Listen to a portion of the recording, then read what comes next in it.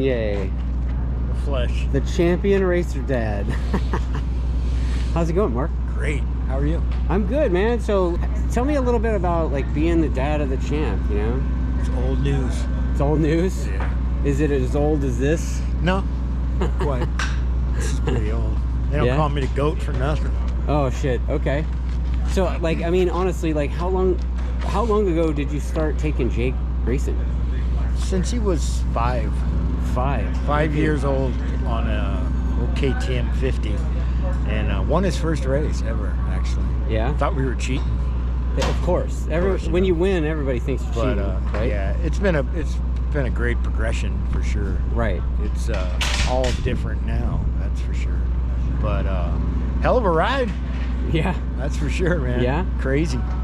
Yeah, I mean he did the Rookies Cup, right? Did the Rookies Cup for 3 years, once in the States, 2 over there.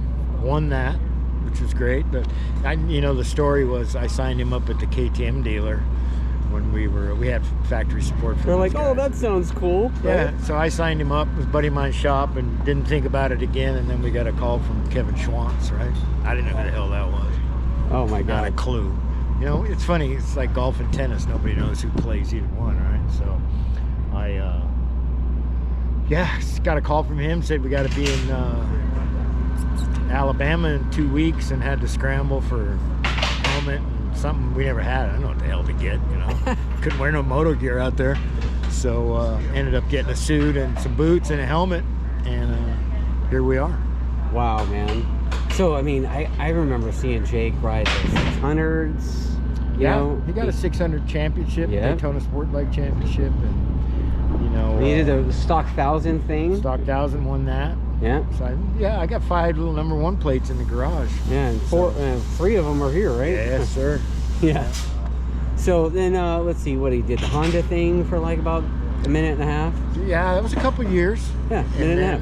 And then went to World Superbike on another one of those Hondas. Okay.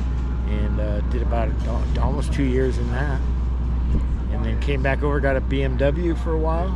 That's right. That's right. He did the Shivey thing. Shivey thing. And then was lucky enough for Attack and Yamaha to pick him up. And yeah, he's been with Yamaha since 2020, right? 2020. This will be the 5th year. With Cambobier, right? So, yep. This will be the 5th year. 3 of them with championships. I'd say those are pretty good. Yeah, 3 out of 4 seasons results, on the bike. Right? He's won 3 out of 4 championships. I think the one before he was in second. He was in first second. Year Yeah. So. Yeah. Yeah. What do you think of the people referring to what he's been doing on the racetrack the last few years as quote unquote doing Jake things? Well, I think it's a progression, right? Now Jake things are all about how hard he is on the brakes. Yeah. So that's new. And he wasn't always a front end rider, and I think now he is more so than he was 2 years ago.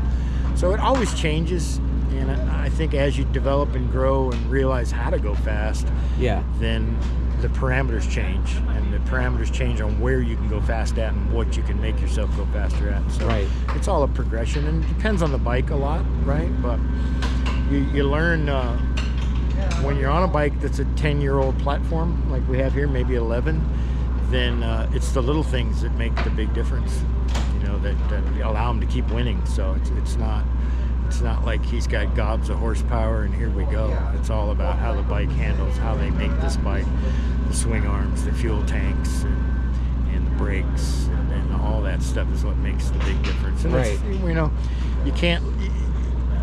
There's an old saying that, you know, if you every day you get up, just try to be 2% better. Wow. And eventually, that'll add up. Yeah. You know, you don't have to be 20% better, just 2%. Set 1%. Set a small goal. And as long as you can accomplish those goals every time you're on the track, then eventually you end up where we're at. Do you #1 plate? Do you? Is it my understanding that you kind of act as Jake's manager, sort of? Yeah, I always have. Yeah. So Jake's never had a manager. Yeah, you're the manager. So how do you manage different sponsorships and that sort of thing? It's all about a relationship. Okay. Really. There's not a lot of money out here. It's not like you can go after it and just line your pockets with it. So you've got to make smart decisions, and decisions that may. It's you got to look down the road a little bit. You can't look at the guy with his hand out. So you really got to look at what it'll do for you and what it'll do for your future, what it'll do for the team, and kind of make a decision that way. But Let me ask you this, man. Like, if you were to give like a 3 sentences worth of advice to another dad who's got a kid coming up and wants to take him racing, Well, the first thing I would say probably would be careful what you wish for. Because until he is on a team like this, it's not cheap. And I don't care what kind. I don't care if you're racing go-karts or wheelbarrows or motorcycles. If you want to win, it takes a lot of effort, it takes a lot of funding, and just be careful. So how many of your weekends did you use taking the kid racing when he was younger? Oh, every weekend. And every weekend. And twice, and usually twice a week at night. Oh, really? So moto was, Paris, California at night, and then in the summer we'd go after work. I had to work. Jake went to school. You know, we didn't yank him out of school until right in his later high school days. Yank him out of school. You know, put him on the homeschool program or whatever. But that didn't happen until his later days in high school. Yeah. So, you know, it was a progression, and you got to be careful. You just got to be careful that your dreams don't exceed your child's, right? Oh, wow. That is a good... Dude, say that one more time. Just that you can't have your dreams exceed the dreams of your child, because it'll backfire on you in a heartbeat. So make the kid hate you too. That probably. And hate the sport or whatever. So I was never a yeller or a screamer, and we'd go home and look at tapes and say, do you think you could do this different? Do you think you could do this different? And let him make up his own mind. You know, because he's the one out there doing it. Right. All my yelling and screaming, he can't hear me. Right. You know, I watch these dads on the side of the track. Oh, it's worse than Little League.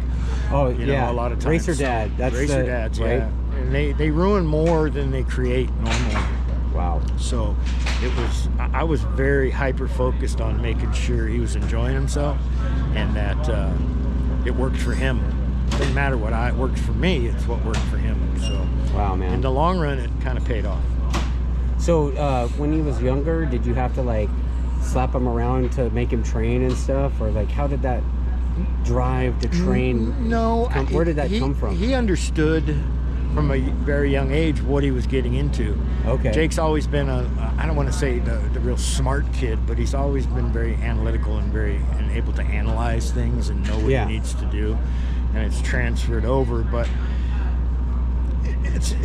God, it's such a fine line, man. Yeah. Okay. It truly is. That's fair. Well, dude, thank you for the chat, buddy. You're welcome, brother. Right, my pleasure.